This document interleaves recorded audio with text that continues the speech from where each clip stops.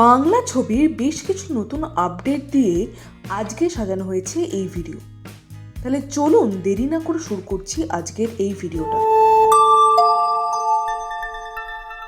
হস্তলিপি originals, the ultimate filmy dose. জিতের কেউ বলে বিপ্লবী কেউ বলে ডাকাত নিয়ে দর্শক মহলে বেশ উত্তেজনা আছে। তবে এখন জানা যাচ্ছে এই ছবিতে ক্যাবারে ডান্সার হিসেবে দেখা যাবে সৃজলা গুহকে, যিনি ছোট পর্দার একজন নামকরা মুখ।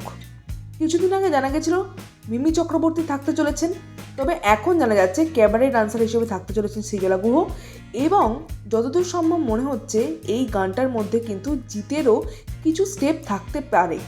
এই গানের মিউজিক ডিরেক্টর হিসেবে থাকতে চলেছেন শান্তনু মৈত্র, এমনটাই জানা যাচ্ছে। কুণাল ঘোষ অভিনীত প্রথম ছবি কর্পূর, যে ছবিটা প্রথম 8 দিনে 26 লক্ষ টাকা গ্রস কালেকশন করেছে, এমনটাই জানা যাচ্ছে আপডেট সূত্রে। রানা সরকারের পরবর্তী ছবি হরিবোল হরিবোল, তবে সেই ছবিটাকে নিয়ে একটা সমস্যার মুখে পড়েছেন প্রযোজক। শোনা যাচ্ছে তার আগের ছবির যারা লাইটসম্যান তারা তাদের প্রাপ্য টাকা পাননি, তাই এই ছবিতে তারা ঝামেলা তৈরি করেছেন যাতে ছবির শুটিং না হয়। তো দেখা যাক রানা সরকার এই সমস্যার মোকাবিলা কিভাবে করেন।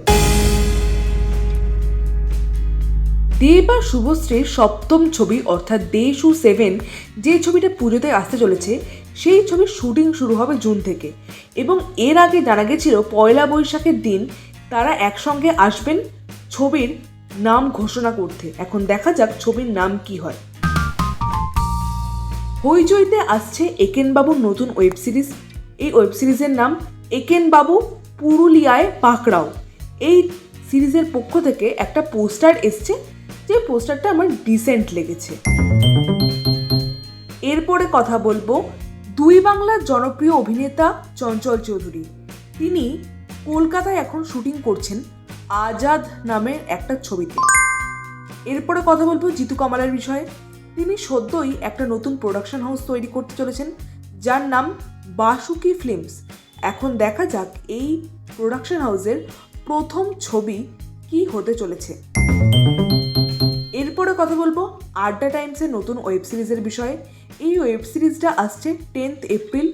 ব্যোমকেশ বক্সির নতুন ওয়েব সিরিজ হতে চলেছে এইটা। এই ছিল বাংলা ছবির বিষয়ে বেশ কিছু আপডেট। আপনাদের এই আপডেটগুলো কেমন লাগলো অবশ্যই কমেন্টে লিখে জানাবেন। কোন আপডেটটা নিয়ে আপনারা বেশি এক্সাইটেড সেটাও কমেন্টে লিখে জানাবেন। আর আমাদের ভিডিওটা লাইক করতে মিস করবেন না, কারণ এই ধরনের ভিডিও আমাদের চ্যানেলে আসতে থাকে।